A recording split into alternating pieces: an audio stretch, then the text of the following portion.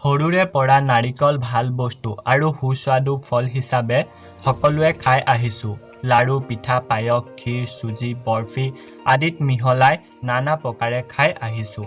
ইফালে মাহ প্ৰসাদ বা পূজা পাতল আদি শুভকৰ্মত নাৰিকল নহ'লেই নহয়।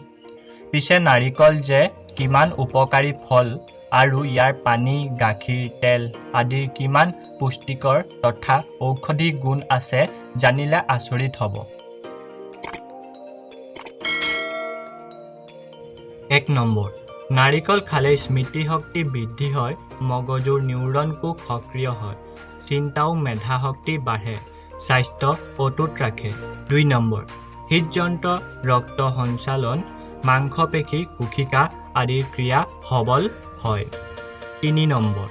ৰক্তহীনতাৰ বাবে উপকাৰী, দেহত ভিটামিন, আইৰণ, হিমোগ্লোবিন, কেলছিয়াম আদি পোষক দ্ৰব্যৰ অভাৱ দূৰ কৰে। 4 নম্বৰ।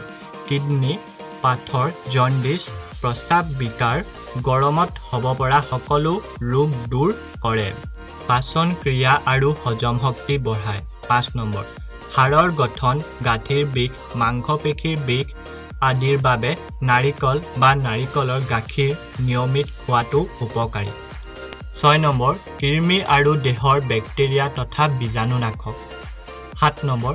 ডেংগু ৰোগীৰ বাবে নাৰিকলৰ গাখীৰ উপকাৰী। 8 নম্বৰ। ঘামচি, খজুৱতি আদি হ'লে তিয়ঁহৰ ৰস আৰু নাৰিকলৰ পানী ঘঁহিব। 9 নম্বৰ। চুলিৰ বাবে নাৰিকল খোৱা আৰু মূৰত তেল ঘঁহাটো অতি উপকাৰী। চুলি সৰা, ফটা, উফি, খজুৱতি বা অন্য যিকোনো সমস্যাত খাটি নাৰিকল তেল, নেমু ৰস মিহলাই নাইবা নাৰিকল গাখীৰ ঘঁহিলে উপকাৰ পায়। 10 নম্বৰ। ছালৰ অন্যান্য সৰু সুৰা ৰোগত নেমু আৰু নাৰিকল তেল ঘঁহিব পাৰে। 11 নম্বৰ। দাঢ়ি খুৰাওঁতে নাৰিকল তেল সানি খুৰালে গাল বা মুখৰ ছালৰ কাৰণে যথেষ্ট ফলপ্ৰদ। 12 নম্বৰ। মূৰ বা গাত নাৰিকল তেল নিয়মিত মালিচ কৰাটো ছালৰ ৰোগ নাশক আৰু সৌন্দৰ্যবৰ্ধক।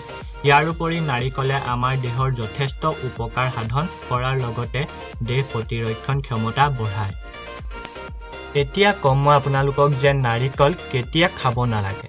কাহ, চৰ্দি, জ্বৰ, হাঁপানি, এলাৰ্জি অনুভৱ কৰিলে নাইবা কোনো ৰোগত পাৰ্শ্বক্ৰিয়া অনুভৱ কৰিলে নাৰিকল নাখাব। আনহাতে অতিমাত্ৰা নাৰিকল বা নাৰিকলৰ পানী কেতিয়াও নাখাব। যদি ভিডিঅ'টো ভাল পালে তেনেহ'লে ভিডিঅ'টো লাইক, শ্বেয়াৰ, কমেণ্ট কৰিব আৰু লগতে চেনেলটো ছাবস্ক্ৰাইব কৰি ল'ব।